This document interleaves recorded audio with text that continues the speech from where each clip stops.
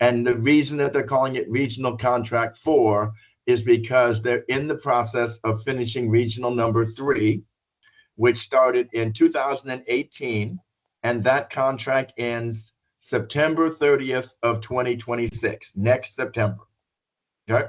The previous contract to that one was awarded in 2010, and it ran from 2010 to 2018. And the first regional contract was from 2002 to 2010. So that's 2002 to 2010 was the number 1. 2010 to 2018 was number 2. The current one, which is number 3, is 2018, ends next September 30th, 2026. And the new Regional 4 contract will start on October 1st of 2026. All 3 of those 8-year contracts have previously been won by Sodexo. Okay? And those 3 contracts were 2 contracts each. They had a East Coast and a West Coast. And so in 2002, 2010, and 2018, all 3 times they put out 2 contracts, and both times Sodexo won both the East Coast and the West Coast. Okay? The contract includes Marine Corps bases on the West Coast. They're all in California except for one in Arizona that's at Yuma, Arizona. That's on the West Coast. And on the East Coast, the contracts are in North Carolina, South Carolina, Virginia, DC, and Maryland. Okay, so just going on that, there are 2 states on the West Coast, 4 states in the district on the East Coast. The proposed information that the Marine Corps is putting out for Regional number 4, the next contract, is that it will be 1 contract. There is no longer going to be an East Coast and a West Coast. It's 1 award. And so the premise of the history of where we are to this point is when we first thought that it was going to be East and West, the team of Sodexo and BCI came to the table together to be a joint teaming partner, and we had convinced California and Virginia to be the leads for the West Coast and the East Coast. And this is going back, Sharon's in the loop on this, probably 6-7 months ago, give or take-ish. Okay? Then we got the information that it was going to only be 1 contract. And none of the current states that I mentioned where the Marine Corps locations are were, what would I say, were interested, or they were risk averse to taking on the entire aspect of all of the contract. So the reason, so 2 things. 1, the reason that Sodexo and BCI teamed as jointly to run this is Sodexo brings obviously the operational part of this because they've been running the contract for 23 years. And the BCI team brings the understanding of Randolph-Sheppard. And so the idea was going to be from a quality control perspective and a Randolph-Sheppard perspective, BCI would be the lead. And from an operational perspective, we would lean on Sodexo and their expertise to basically assist and drive that part of the work. Okay, so the BCI team said, I refuse for us to not be able to be in a position to bid on the Regional 4 contract now that it is 1 contract. So we put through a bunch of effort trying to get other states and or the states that were involved to be that lead group. And we were successful in working with the state of Colorado, which now has no specific Marine Corps bases in it, but there isn't anything in the Randolph-Sheppard law that says that you have to have locations in your location or whatever. The state of Colorado has taken the lead now and will be the lead SLA, state licensing agency, for any effort that the group of 4 states and the district, 2 states on the West Coast, the 6 states in the district, they will take the lead for all of those Marine Corps bases in terms of the contract management and the overall contract holder. So let me pause for a second. and make sure that everybody's clear. Colorado is going to be the lead. The states and the district will all be partnered with them. Each of the respective states will have vendors from their respective states operating in their Marine Corps bases. The role of Colorado will be from a quality assurance perspective. They will have some vendors that are on the contract that will have that responsibility. And then obviously they will be the signature should we be successful in winning the contract with the Marine Corps. So I'm going to pause for any questions and then start to dig deeper into the Marine Corps contract and then dig deeper into how does that affect everybody from DC that's on this call. Okay, so if there are any questions, I'm looking to see. Okay. I have a question. This is Eunice Meyer. Yes. Okay, you said a lot. You said a lot. I did. And I talk fast. Yeah. Yeah, that's okay.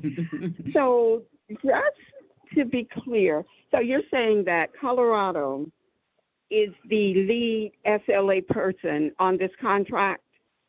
That is correct. And with them being the lead on this contract and the other states, including DC, so how do we fit in? If they're the lead person on this contract or entity, how does everybody else fit in? That's a great question. Great question. Did everybody, I hope everybody heard the question. So the way that we envision this working is, and I'll get to the point where we are awarded the contract and how that works. But let's assume that we are awarded the contract for the Marine Corps Regional 4 contract. That means that Krista, who is Sharon's counterpart in Colorado, and her group there in Colorado will be signing to say, we have this contract and we are going to be the person who is responsible for it. Okay. Then every single state will operate the way that they normally work within their respective state. So for example, there is one dining hall or one base for the Marine Corps in DC. It's called 8th and I. Okay. That it's called location, what? Say that again. 8th, it's called what? The number 8, 8th. Okay, 8. And okay, like Henry. and it's ampersand I. I Okay, think H it's like called. Henry. I want to say H like Henry. It's H like Henry, N like Nancy, and the ampersand. And what was the last letter? No. I. It's 8 like the number 8. Oh, the number 8. Okay. The number 8, and it's T with a TH behind it. 8th. Okay. And I. Okay. Excuse me. I believe that's because it's located on 8th and I. That is correct. It's that the is correct. Marine. It's the Marine barracks. Yes. Okay. Okay, go ahead. Okay. I got you. So the Marine barracks, or the one that's located on 8th and I, and the Marine Corps refers to it as 8th and I. 8th and I is the one location that a vendor from DC will operate. And when that person operates it, they will have a relationship between Sharon, as they would normally within the SLA, and they will have a relationship between the BCI and Sodexo team.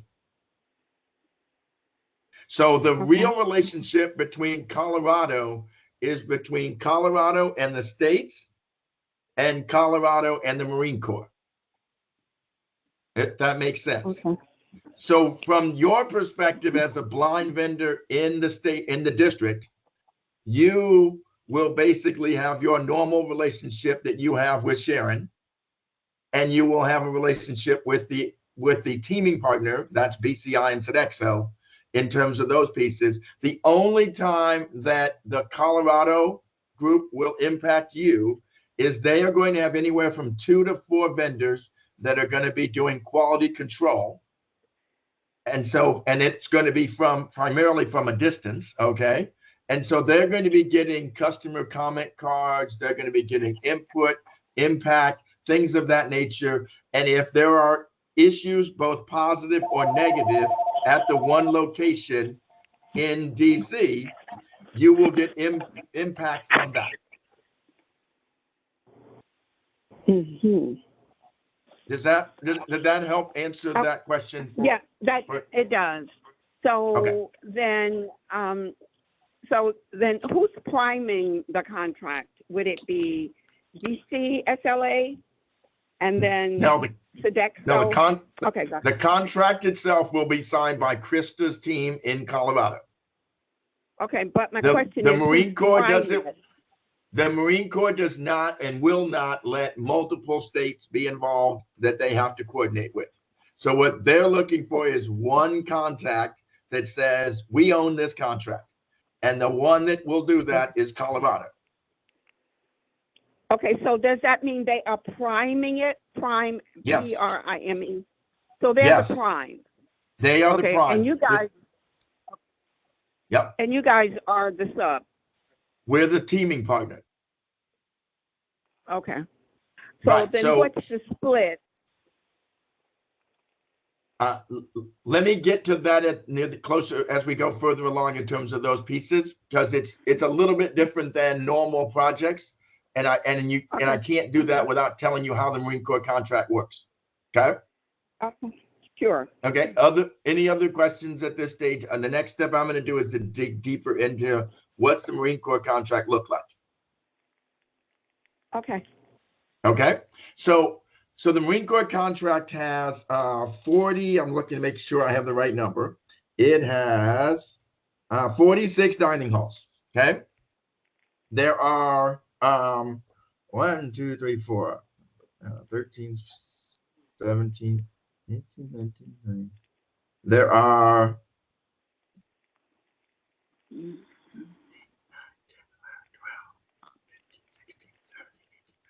20 of them on the West Coast and 26 on the East Coast.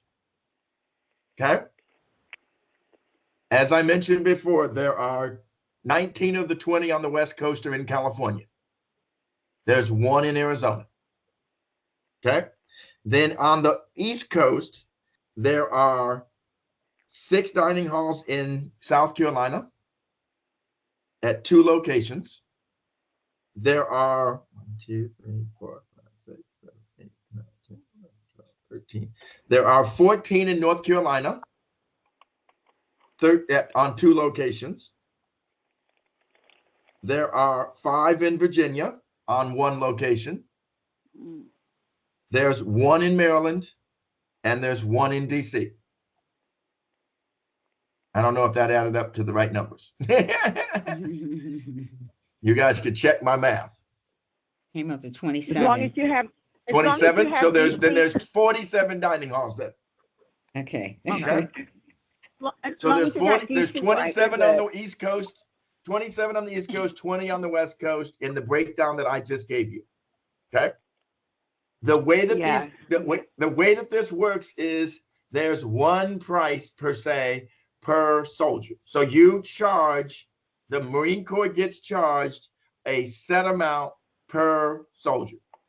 So I'm going to use a number somewhere in it's going to be somewhere in the $12 to $15 range per meal or whatever is what it is going to be. And there are anywhere from 22 to 26 million meals a year that are served.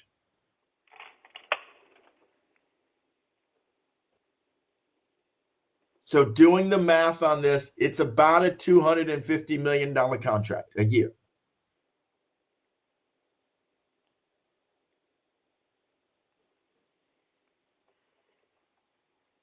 Okay.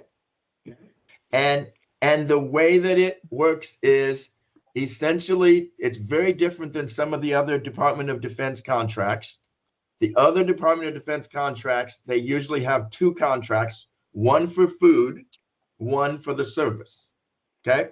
So they typically, when we're at, I'm going to use Fort Jackson down in South Carolina where BCI is teamed there. We have 10 dining halls. We provide everything from the project manager to the senior cook to the cooks to the food service workers, to the dishwasher, to the pot and pan person, to the cashier, all to the person who basically orders rations. All of that is the personnel side of what we do.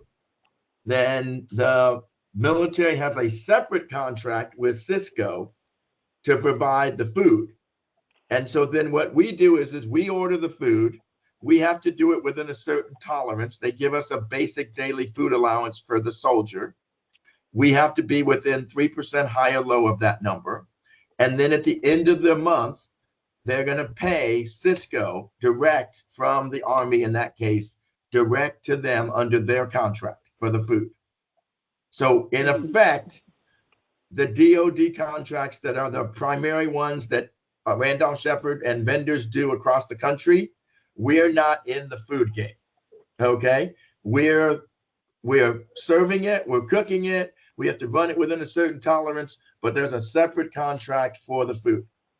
On this Marine Corps contract, it's all in the same contract. So we are responsible for the food purchase, we're responsible for the menu, we're responsible for all of those elements associated with this underneath the $250 million that I'm describing. Okay.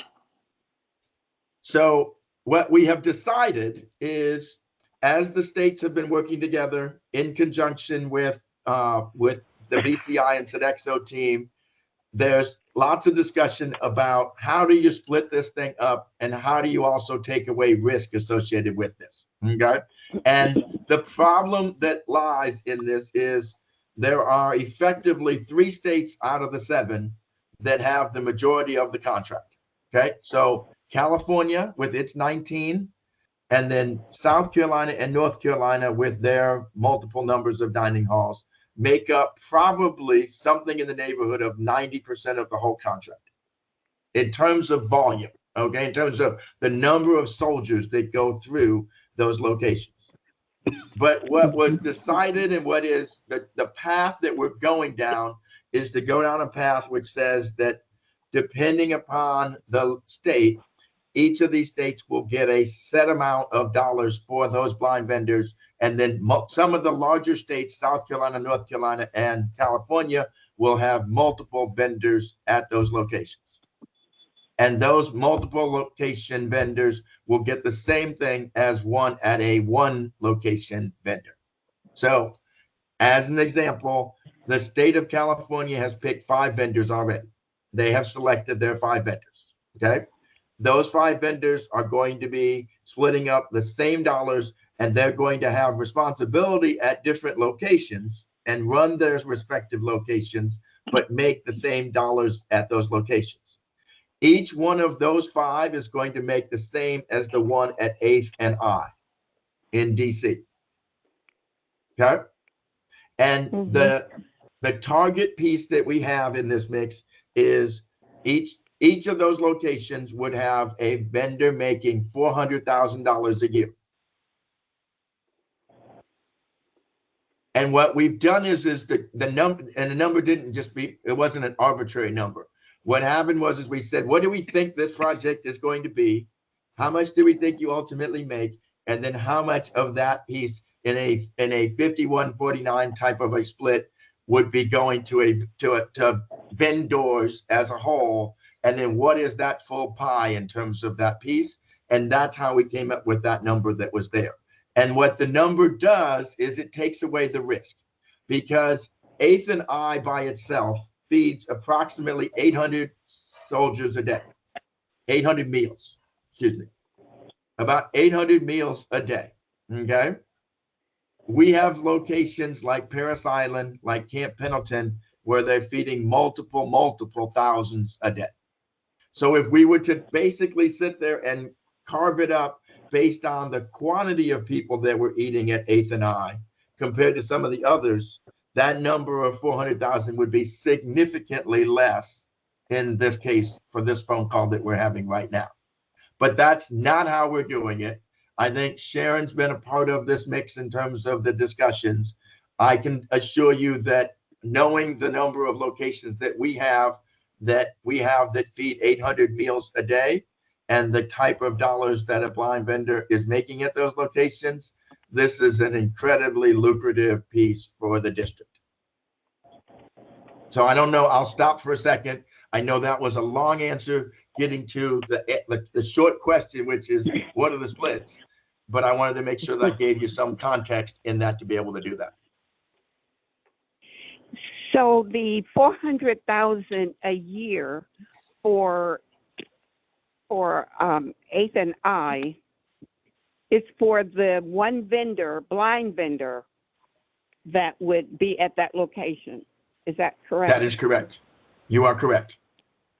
Okay, so the other question is, so is Sodexo the incumbent now? Yes. Is there an incumbent? Sodexo is the incumbent. Sodexo is the incumbent. They have been the only one to operate the regional contract, the 3 previous ones, for the last 23 years. And you're teaming with them for this particular effort.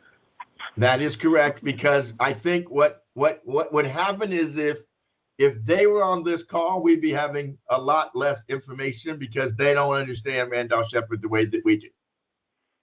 Okay. Okay, so the idea in this mix is we win. Everybody goes and cheers and it's great and we're all wonderful and it works, right? Now it's like, okay, how are we going to work together? I've done this with groups all over the country.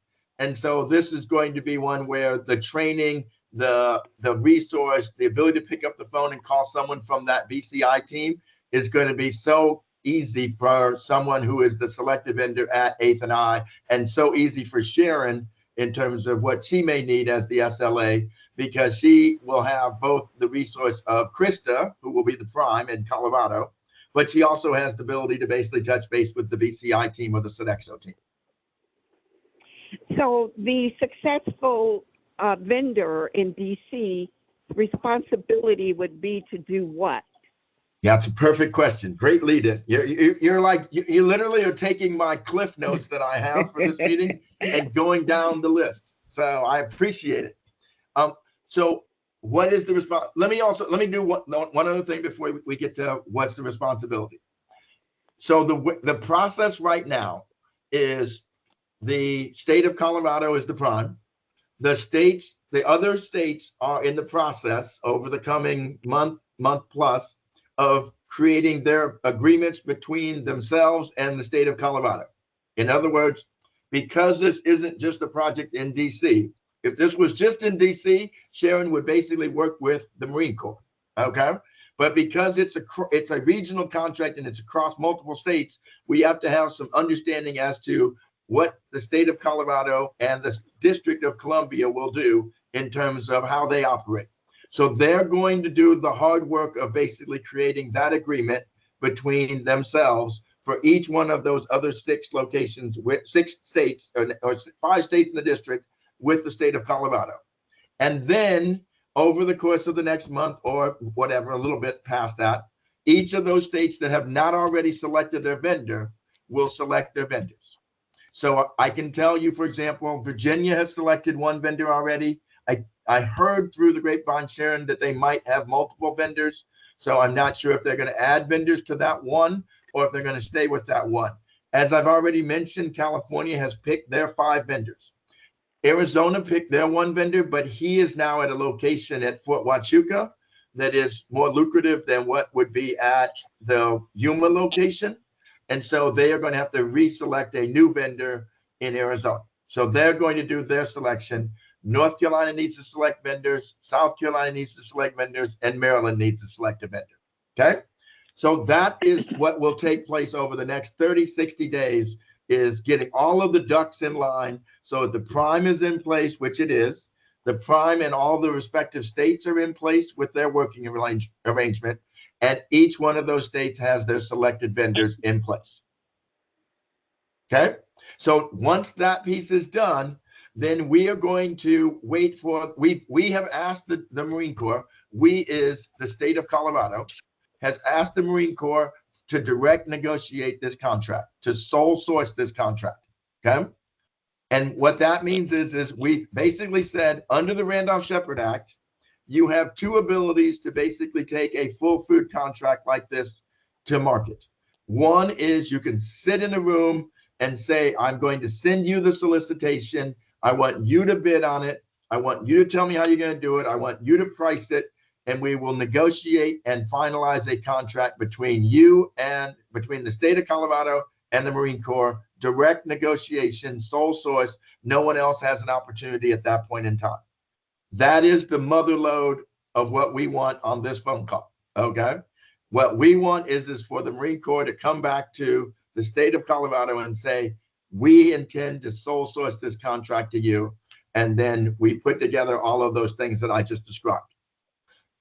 That's one way they could do it. The other way they could do it is to say, I'm going to put this out for bid for any company or group that basically thinks that they can do this work with a Randolph-Sheppard priority, which says that the Randolph-Sheppard, in this case, the state of Colorado as the prime, can bid this project. And if they're in the competitive range, when the bids come in, then they will win this contract.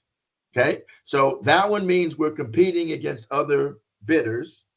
And obviously that means that it is, we have some risk of winning, versus the first one is if you can sit down in a direct negotiation and actually get them to award to you, then you win the business and you don't have any competition. We have the letter in. We do not know where the Marine Corps is going to go with their decision in terms of, are they going to choose box 1, sole source, or box 2, competitively bid. We're hoping for 1. Okay. So once let's just say that they pick number 1, that means that Krista, as the state and the state of Colorado and the prime with the Sodexo and BCI team are probably we're all putting together a bid, which 99% of that bid is being constructed by Sodexo and BCI. Okay. We're putting together how we're going to do it, the pricing, the this, the that, all of those things for submittal through the state of Colorado, and then Colorado submits it. Okay. And then if everything goes smoothly and they award it to us, my guess is that they will give us at least 90 days ahead of the October 1 next year start in terms of a time frame. Okay. So in other words, let's just say somewhere in the next 2 to 4 months, they're going to say, I'd like to sole source this with you, or I'm going to put it out for bid. And whichever one they do, they're going to make that decision by, let's say at the latest, June of next year. Because they need to, if for example, it was competitively bid and somebody else won it, they need 90 days to transition in. Even on this particular one, there are things that will change that we need to basically make sure that from their end and the contractor end that they give at least 90 days of time frame. So I would fully anticipate that sometime at the latest that they would make an award in June of 2026 for a start of October 1st, which leads us now to your question, which is, what's my responsibility if I'm awarded 8th and up? Okay. I have another question just before you answer that one. No problem. So this effort will start next year in October. Is that correct? The actual contract itself will not start until October 1 of next year. Correct. 26. And right. So if the Marine Corps decides to do a sole source, of course, that's the best case scenario. But if they go out and make it competitive, did you say that Randolph-Sheppard still has a leg up on the other companies? Yes, they do. Okay. Yes. Which is why we think that the chance of having a sole source is pretty good. So a little bit of history. Last time when they bid the Regional 3 contract, the one that was awarded in 2018, Sodexo did not bid with the state. They bid on their own. The state of South Carolina took the lead for the East Coast, and they submitted a bid with a different teaming partner. And that bid was put in and it was rejected, and they awarded to Sodexo. The state of South Carolina then went to arbitration and contested that award. That took multiple years, okay, to go through the legal process and all of the things. And at the end of that process, South Carolina won the arbitration. Okay, they won and were told essentially that what they put together should not have been excluded from the competitive piece, and that they could or should have won that particular project. What's unfortunate is in an arbitration, which is the only way in which a state licensing agency is legally able to combat something, arbitrations aren't binding. So in other words, the Marine Corps lost the arbitration and chose to do nothing. They chose to just sit on the sideline, ignore the fact that they lost the arbitration, not in the contract with Sodexo, and make it open to something else or award it to South Carolina for the East Coast. They just acted like they'd never lost the arbitration. And so I say that to say the Marine Corps knows full well that there's a high probability that Randolph-Sheppard will be the awardee or should be the awardee, and that they could be in the same pickle that they were in there in Regional Contract 3 that says, if I don't award it to them, could I be in an arbitration, and could I potentially lose that arbitration and then be going down this rabbit hole of everything that goes along with it? So I do think that there's a lot of momentum that says, why not go sole source and do this contract with the existing contractor, the BCI team, the 4 states on the East Coast plus the district, the 2 on the West Coast, and Colorado as the prime contractor. I don't know if did that answer that question? Yes, it did. Okay, so now I want to go to what happens when we win, okay? Because that's basically what we're saying. So let's say it's June of next year, and whichever way they've done it, direct negotiation or competitive bid, the state of Colorado wins the one contract, okay? So now everybody in those 7 states is cheering, happy. There are vendors that are going to be at locations starting October 1. What are they going to be doing? They are co-managed. The best way for me to describe this is they are co-managing the entire operation. So effectively, whether it's the personnel, whether it's the food purchase, whether it's the union negotiations, there are also subcontracts that have to be in place that are mandated on the Marine Corps contract. Some of them are with Ability One. Some of them have to be with small business like Hub Zone or women-owned businesses. So there will be some coordination associated with that piece.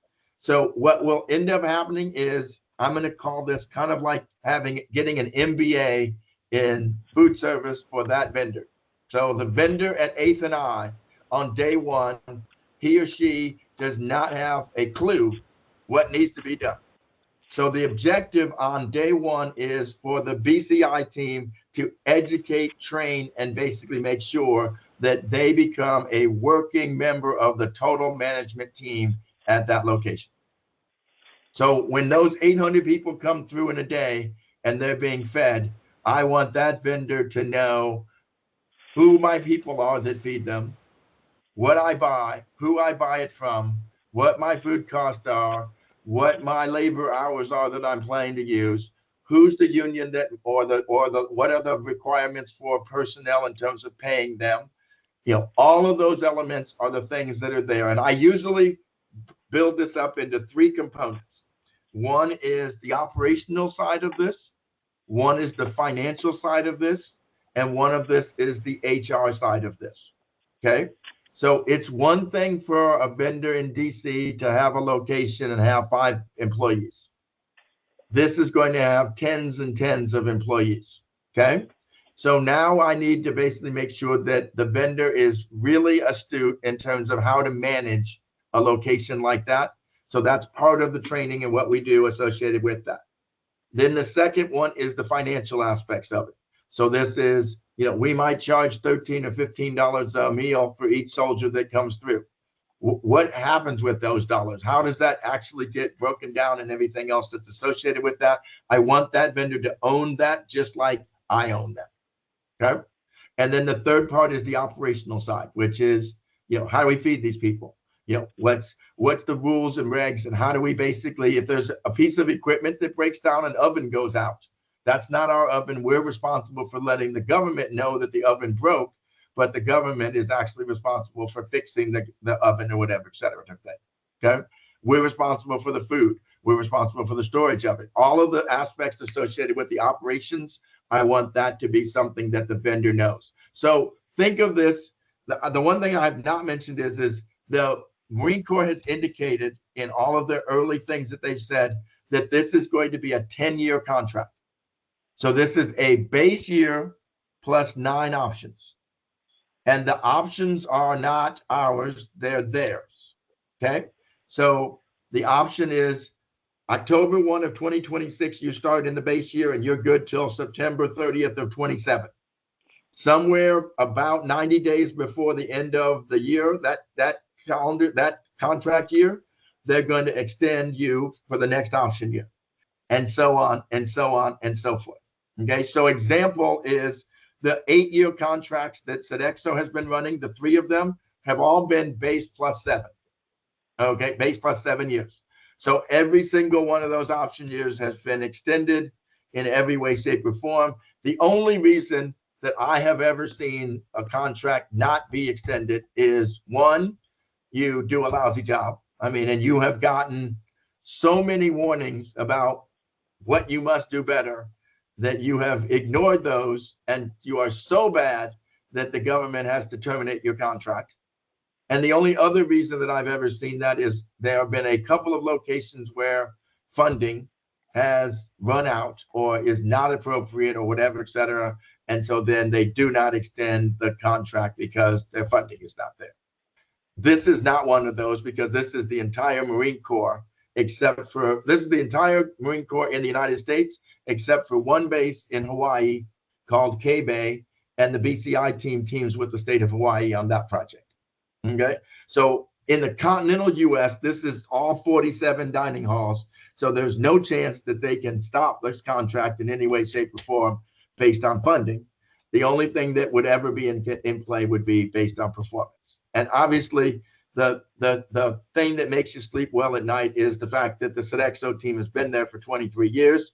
So clearly, you know, if they were not doing stuff well, then they would have had problems prior to this year. Okay. So the 1 + 9, the 10 years that we have, the way that I look at this is kind of one of those where what you want to basically be is, if you're that selected vendor at 8th and I, the first year, you want to basically make sure that you're picking up, you know, a third or a half of all of the things that we want to train you on. By the time you get to maybe year 2, you are like, I know everything there is to know about this contract, and I'm able to continue to do that. And then what we will do is we expect that that vendor is present at the location and is present at the location. And we expect that that vendor is in all meetings that are associated with management of the operation. Okay, so this is a collaboration between the Sodexo BCI team and the selected vendors. And I don't know if that answered the question that you had. It kind of does. So I have 2 questions. So how do you come up with the $400,000 a year? That is what percentage of what number? And I'm assuming you are taking the numbers from what Sodexo is making currently. We're actually not taking what they do currently. We're taking what we anticipate will be the future, you know, contract itself. There are going to be a few things that are different on this new contract compared to the current contract. One thing that we believe that's going to happen is that they're going to try to shift towards more of a campus style dining. So like if you're on a university and you see brands and different types of options, like a taco here or a Chick-fil-A there or different things along those lines, we believe that they're going to start to integrate some of those things into this new contract. The current contract is much more like your high school cafeteria, where you go down the line, you might have a grill. At the grill, there's hamburgers, hot dogs, things of that nature. But then there's mainline items. It could be a pork chop, could be a this, could be a fish, a shrimp, or whatever. There could be greens that are there. There could be starches that are there. And then there's generally a salad bar somewhere in the middle of the entire, you know, location. That's the traditional Marine Corps one right now. we believe they're going to be transitioning to something that's a little bit more of a blend of those two that I just described. And so what we've done is to say, when we think that this is what they do, and we put all of this together, what do we think is going to be made on the entire contract? And then what we did is we said, okay, if we were doing this 5149, we think that there's going to be this much that's made, and then there are this many vendors or this many locations across the whole contract. And we split that up and then said, what is that number? And the number then turns out to be the 400,000. So how does Colorado get paid? Great question. So Colorado gets paid through the 4 vendors that they're going to have on the QC part. So their vendors are going to be responsible for and when I say this loosely, oversight. I mean, clearly they can't see what's going on at 8th and I in DC from Colorado. Okay. But there's information that gets transferred and transmitted between that base and the full contract itself that they will then be privy to in terms of customer service comment cards, inspections that are being done. So we're going to probably have somewhere around 50 to 100 inspectors for the whole contract. Okay. So there would be a QA, a quality assurance person that's at 8th and I, and he or she is going to be doing inspections. And then those inspections are going to go ultimately to one of those 4 vendors that are in Colorado, so they can compile those and stay on top of this, so that they can essentially say to the group, how are we doing? Okay, are we doing good? Do we need to improve on this? Do we need to keep doing more of this because it's really good? What are we doing in terms of quality assurance? And so Colorado is going to get paid based upon those vendors that are there in their locations there.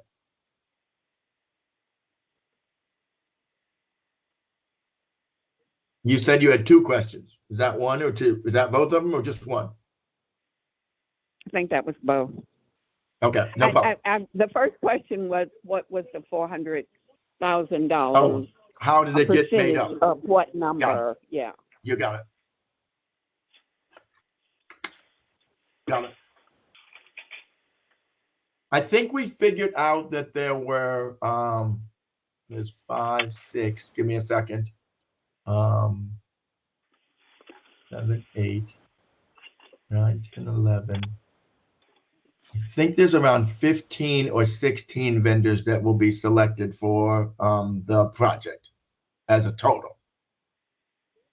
And don't hold me to that exact number, but that's my guesstimate, is around 15 or so. Okay. Hello, Mr. And Blackstone. Yes. This is Clinton Robinson. I have a question. Sure. But I'll wait because I think you was about to say something. No, go ahead. I was good. Okay.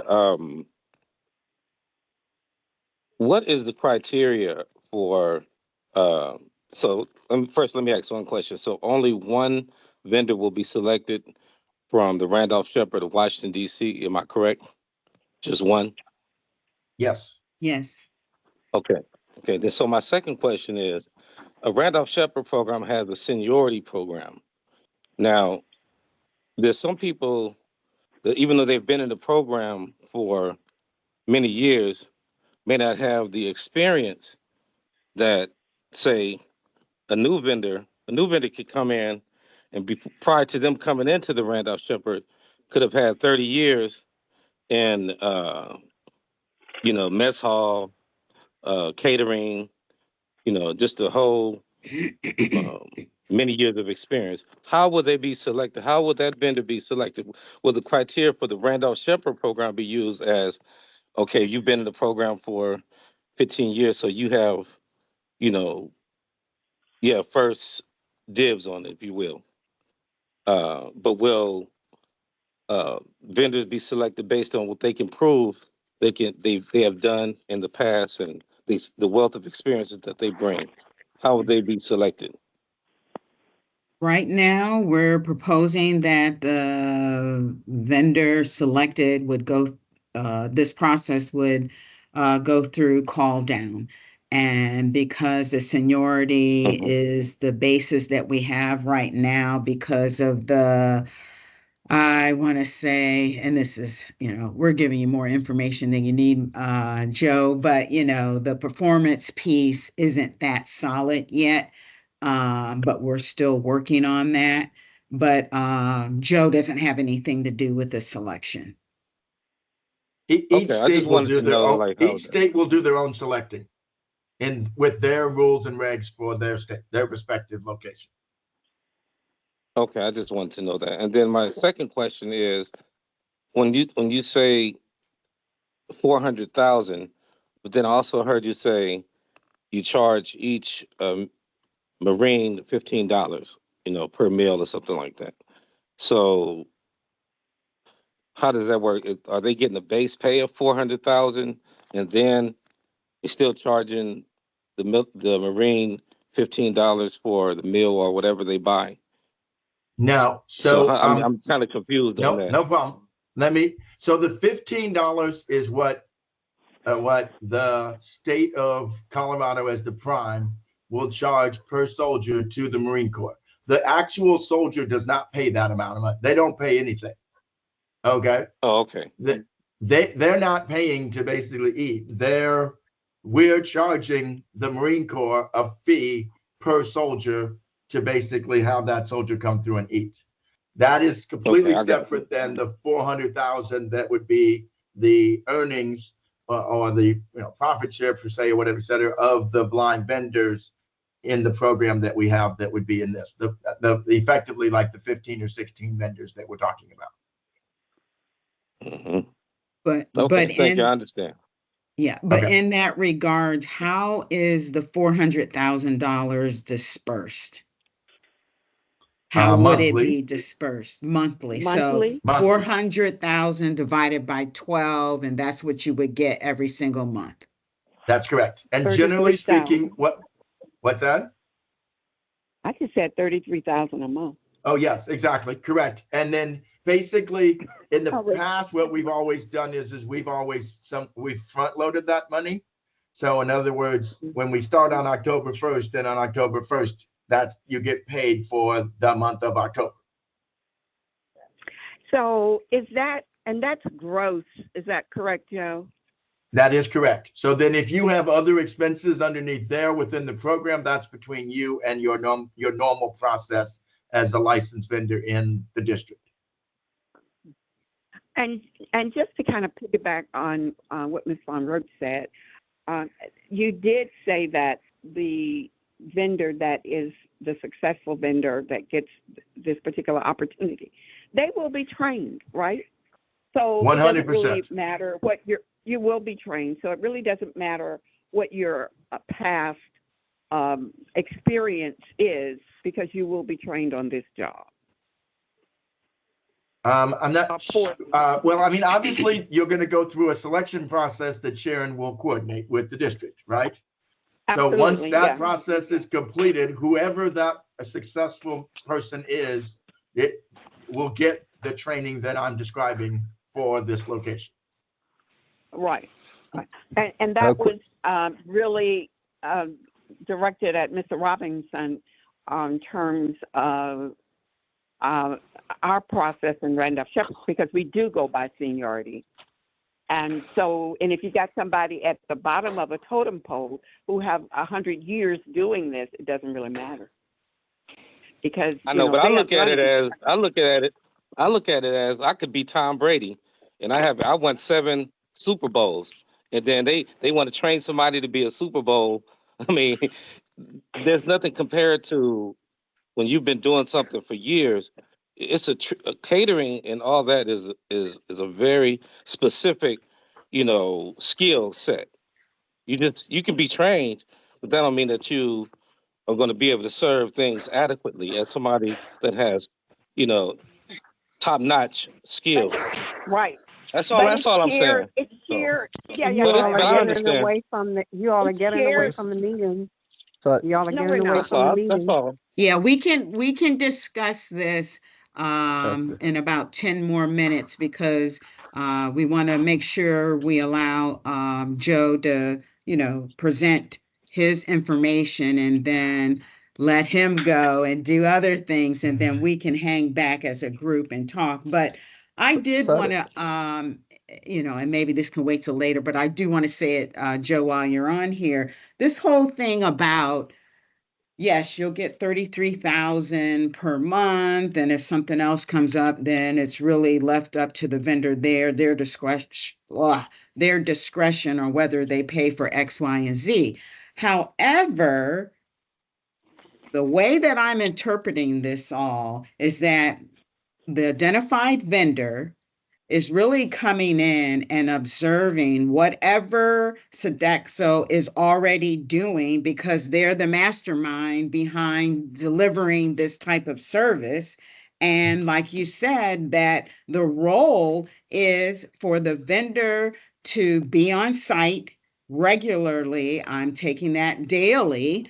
And then to participate in all of the management meetings. So the vendor is really acting as a manager and not doing any of the hiring and the food purchases and all of that stuff, because Sodexo is doing it. So That there would be no that is accurate. reason.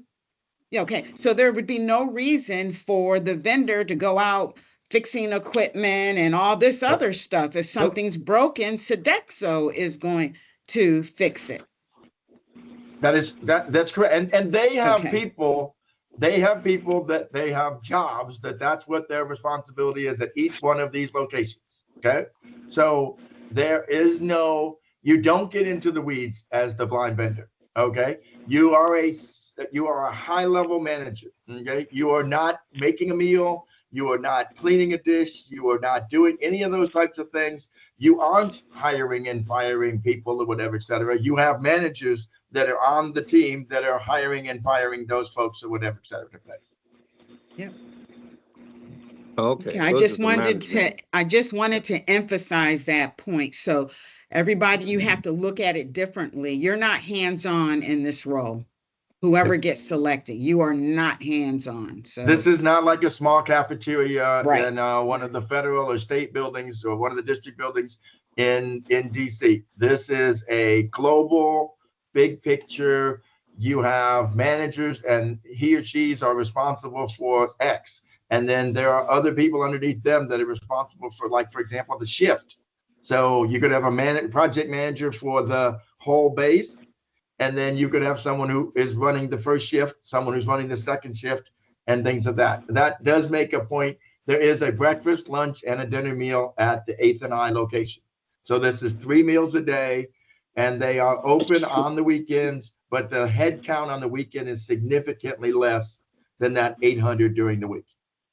Okay, so the time frame that a blind vendor should be present at the location is that Monday through Friday time frame. I had a question about training real quick. I don't know if you answered it or not, but is this in person or virtual? These are in person. So the idea is you get to know what's going on in terms of the financial, the HR, and the operational piece. You get that information much better received at 8th and I.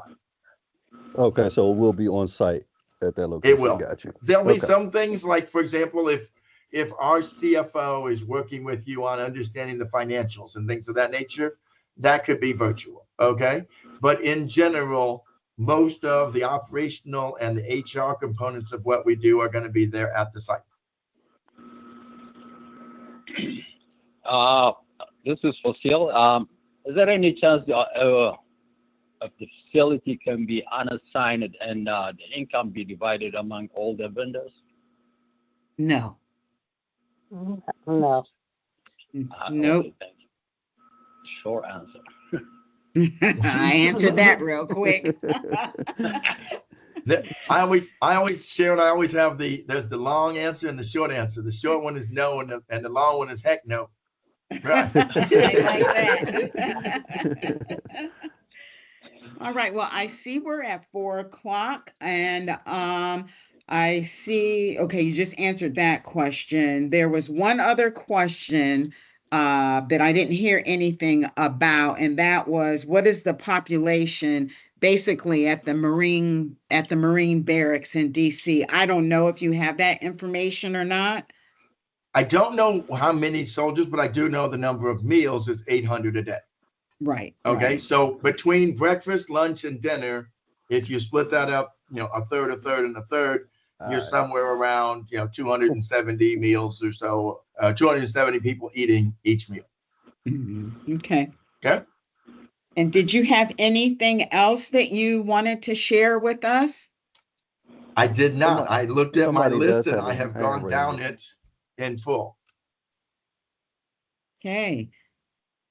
Well, folks, if you don't have any other questions, Someone does have their hand raised, Miss Sharon. oh, do they? I don't Who see. is? Oh, right. Oh, I don't know who or- Brandon Robinson is. It's okay. Let me introduce myself. Mr. Blackstone, thank you for taking the time, first of all, for having this meeting with us today. Sure thing. My question, and I think you kind of answered it with that short answer a few moments ago, but basically, if the vendor has 20 years of seniority and a newer vendor like myself, or at least in partnership with the vendor who's newer, has government experience in regards to serving meals, could there be a collaboration in using the staff, or they have to find their own like outside help to do their part of the contract? I want to step in because we kind of covered this. And again, Brandon Just so I Robinson. understand for clarity. Yes, understand. Brandon Robinson, who are you? I'm an executive chef, and right now I'll be helping Mr. Clinton Robinson in Gotcha. his program. And what I would like to understand is how this program works in regards to working with other vendors. Okay. Thank you for sharing who you are. The bottom It line sounds is, it's go ahead. I was going to say, it sounds like you're asking a question relative to like if we would have executive chefs as a part of our team at the location. Is that what you're asking? Or are you asking something different within the Randolph Shepherd program? Yeah, so if let's just say Sharon is the person who wins the bid to do this contract. She's been on the program for 20 plus years. She's awarded. But then she also realizes, well, Brandon has an extensive, background in catering, government, and food service. I'd like to have him on my team, and I'm not a Randolph Shepherd member, but I do know of the program, and I will be working with someone who is a vendor in the near future. So is it possible for myself to collaborate and work with so that Miss Sharon could be successful when she starts off her bid on October 1, 2026? She doesn't have a bid. No. It's an example. It's an example. Yeah. Let me try to say this again, and Joe, please chime in. Because Sodexo is the incumbent, they know all of the ins and outs of how this dining opportunity works, and they do the hiring, firing, training, or what have you. That's still going to be their bailiwick. So, to use your example, if I was the one who won it, I'm not going to do any hiring. Sodexo is. Got it. Okay. Yep. There could be employment opportunities within the team, obviously. And obviously, if Sharon were the selected line vendor, there might be a situation where someone like yourself or someone who's an executive chef would be joining the team to basically provide that service. But that would just be as a part and a member of the team, just like any other employment opportunity for someone within the group. Understood. I appreciate you, Okay. Mr. Blackstone. No worries. Okay. If there are no other questions, Joe, thank you so much. This has been so insightful, and I'll be back in touch if I have, I'm sure. some I know that. follow-up stuff. And if there are follow-ups, more than welcome to do answer those or whatever, et cetera. I know it was a lot of information in a short period of time. And like I said, I know I talk fast. and cover things quickly, but hopefully it was beneficial for everyone that participated. Okay. Well, thank you Thanks, very everyone. much. And Thank I'm going to you so step much. off. If you want to hold on, then that's Yeah. fine, but I'm stepping off. Okay. Thank you, Thank you. Joe. Have a wonderful day. All right. So what did everybody think in a nutshell? I think I it's feel a it's a This great is Brenda opportunity. Beatty. This is Brenda Beatty, and I really thought that was very, very well expressed, and I didn't have any questions because I think he touched on everything. Ms. Eunice Miles had some excellent questions, and he answered those to the point where I didn't have any additional questions, to put forth. So I'm very satisfied with Mr. Blackstone. Great, And his great. questions. I agree. I think he did a very thorough job. But you know what? I don't know if I'm the only one feeling this, but I'm feeling some kind of way with someone that is not a blind vendor being in on this call. Well, that's why I'm glad you raised that, because that's why I was like, well, who are you? And I really don't think that you should be on the call, Brandon Robinson. Even though I'm you sorry. might be working for someone else, but this is really just for the blind vendors. So if you could excuse yourself, I would appreciate that. And Before you have a do that, great day. before you do that, can he be considered as a PCA? Because he was helping me out with taking notes and stuff too. And it didn't say that he couldn't do that. He's my PCA. Right? That's one You have to thing. have somebody that can help you out, right? But that wasn't stated in the email. It didn't say he couldn't have a PCA.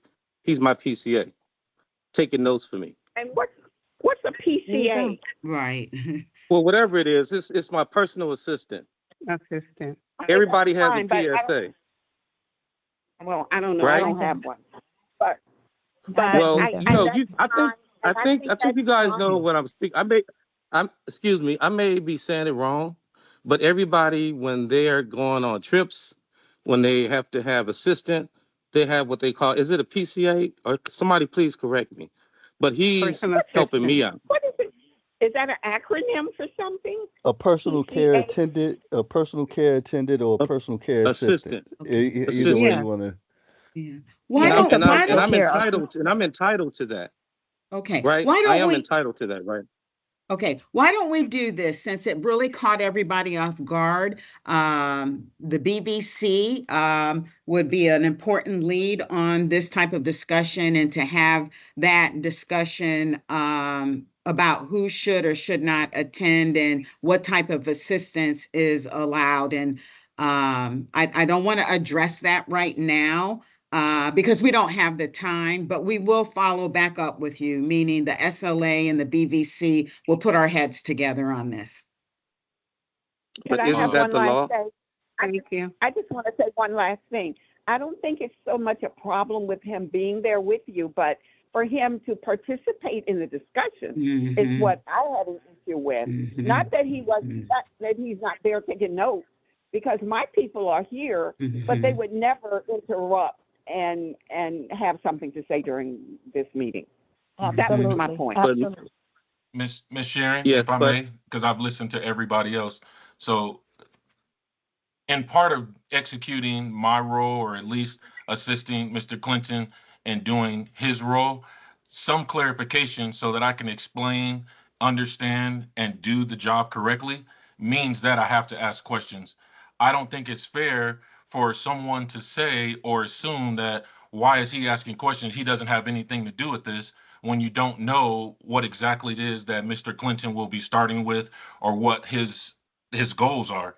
So if I'm asking questions, maybe both of us looking at each other are like, well, what does that mean? Like, can we collaborate? Can we work together? And asking the questions that I asked to Mr. Blackstone were not out of line. So I apologize if you felt like me being a participant in the meeting was non-beneficial, but it was to us. Yeah. And that's why I took the step, because I said, let me ask it in this manner so that we can get the answer that we're looking for. Would you Okay. not agree? I can appreciate your point of view. All I'm saying is that has not been the practice before, and it just caught everybody off guard. And typically, these meetings have been the voices for the vendors only, but yet there are people on here that have people that serve as assistants, and they don't chime in. So that's why I'm saying give me an opportunity to talk with the BVC for us to look things up and just vet it all.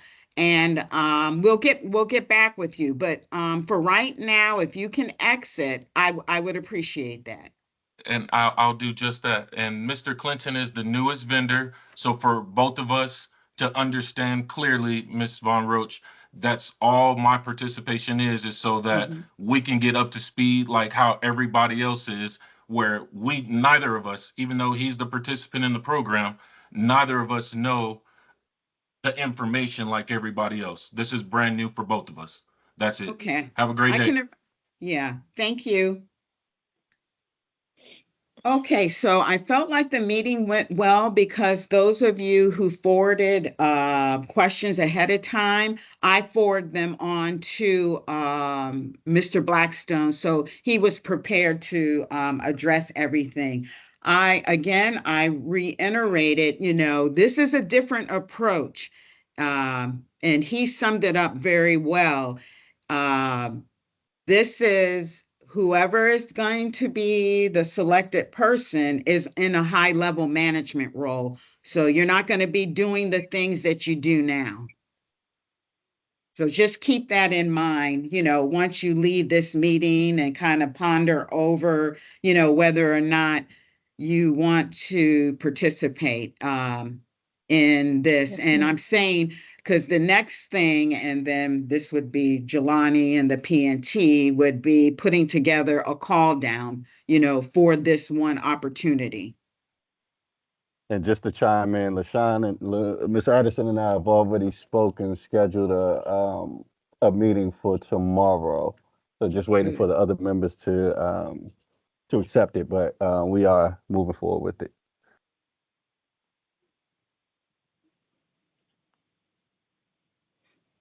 Are you going to have a call down like in the near future within the next 2 months or so for this particular requirement? Well, we're Or looking. here.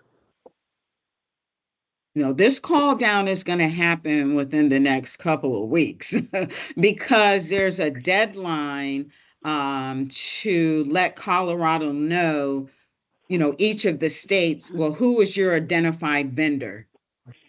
So yeah. Okay. So hopefully that answered your question. It's going to come real quick. Yeah. Okay. Can I ask a question? This is Marquette. We were told a few months ago that there was going to be a call down.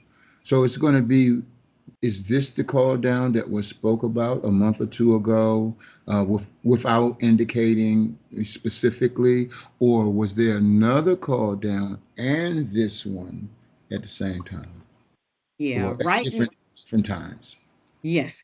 When we spoke a couple months ago, that was a totally different call down. And again, I don't want to speak out of turn. I'm going to let Jelani speak on that. This right here is just for this particular Marine Corps situation. Right. Because of the urgency of this Marine Corps and this deadline, we had to, of course, come up with an immediate call down for this one. But we're still, the committee, we still have to meet on the call down for the other locations that's coming, or that we spoke about the last time.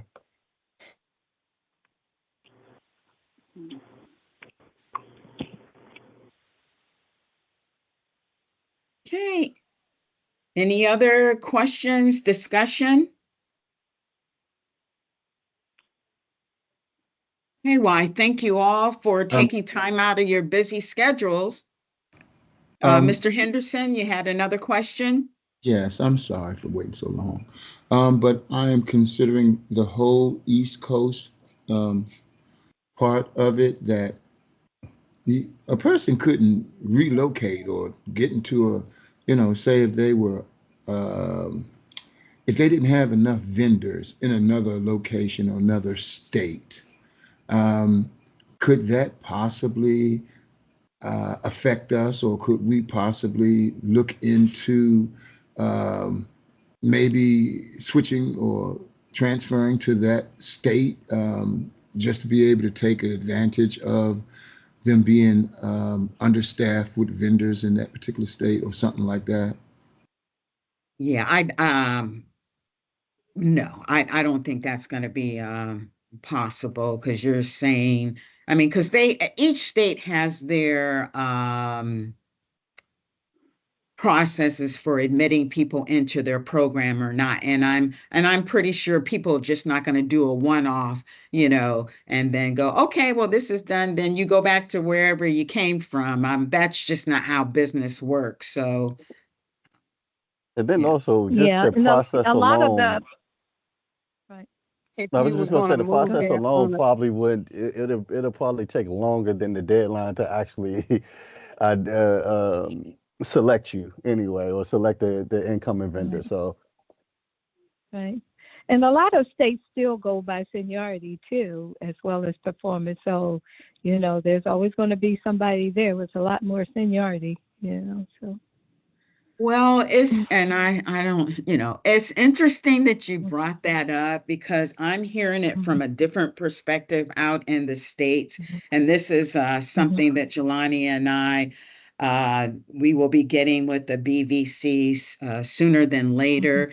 And it's really applying an appropriate weight to seniority versus performance because Right. I've been hearing from other states that they're really doing away with seniority, but I'm just going to leave it there. We want to have the discussion with the BVC before we start, getting into all of the ins and outs of this.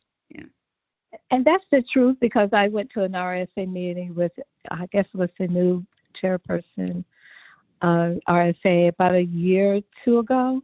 And this is one of the things they were discussing. And I agree 100% that, seniority is sort of kind of played out a little bit because you do have people that have a lot of, like me, I have a lot of seniority, but I might be one of those people, which I hope I'm not, that don't perform. You know what I'm saying. And it might be based more on your performance, as a vendor, whether you've been in there 5, 10, 20, 40 years. Yeah. Yeah. And I agree. and The this is seniority Jesse, is and where the seniority comes in, I will say that in this program, the seniority has not always been recognized. And I'm saying that from what I know for a fact, it has not been recognized. really.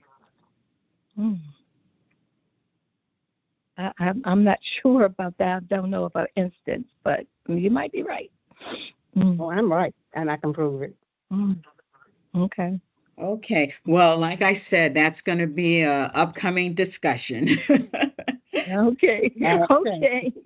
All right. Well, I thank every one of you for taking time out. It's much appreciated, and I hope you Miss got Von what Roach, I you have were just one quick question. looking One before you go, for. Miss Von Roach. This is May Clinton I Robinson. finish my comment, please? I just want to say, I hope that you received the information that you were looking for in order to make informed decisions going forward. But okay, it looks like No, I'm was it here. Mr. I'm here. Robinson? Oh yeah, okay. So Mr. Robinson, Yes, what were ma'am. you saying? Yes, it's very important that you get back to me with some answers about me having my personal assistant sometime assisting me with the meeting because of my disability. Some things that I may not be or may be incapacitated to do that somebody else will that can sit here with me. And we can get into detail why I need my PCA here. I do think that it's lawful that I do have somebody here assisting me at all times if I need them. because I don't have 100% accessibility. So sometimes I'm assisted with different people, and sometimes I might want to sit in on a meeting, but I might have a eye migraine headache, and that's part of some conditions that I usually have that's associated with my blindness. So, Okay. and Yeah. then also and then also I just wanted, I have a lot of questions in my head, and I don't mean to offend anybody with anything, but I do ask a lot of questions because it's very important. And I'm glad somebody did speak up and say sometimes experience don't go. I mean, just having seniority don't go with experience. And I think that's why I'm not saying I support Donald Trump, but when they came in with Doge, they're doing away with that in the government. Some people just sit back and they really don't know how to do anything, but then they intimidate people who have a lot of experience. And so I just think it's fair to ask questions along those lines to say, hey, how's this being done? Because they are doing away with a lot of seniority. So, and that's Yeah, the respectful to Mr. everybody. Robinson. Just ask the question. Uh-huh. I just asked the question Right, with love. All right. yeah. LOVE. Yeah, Mr. All right. Robinson. Yeah, Mr. Robinson. Yeah, I was the one, Brenda Bailey, that stated that. But right now, our program Appreciate is that. seniority based. Mm-hmm. I know Okay. that. But I just want to be able Okay. to ask questions without feeling like, Mm-hmm. you know, intimidated for asking the question. All right. And I Right. just Right. say that with Right. love. LOVE. Understand. All right. Okay. All right. Yeah. No, and again, I'm just gonna reiterate this. Everybody supports anyone who needs some type of assistance to use that and rely on that. The question that's at bay is, should that person be able to speak during the meeting? And that's what I will have to get back to you on. That's all. I understand. I really Okay. do. All right. All Well, right. thank you all and have a wonderful day. You as You too. well. Thank Okay. you. Bye-bye. Mm-hmm. Later, Thank everybody. you. Bye bye. Bye-bye. Thank you.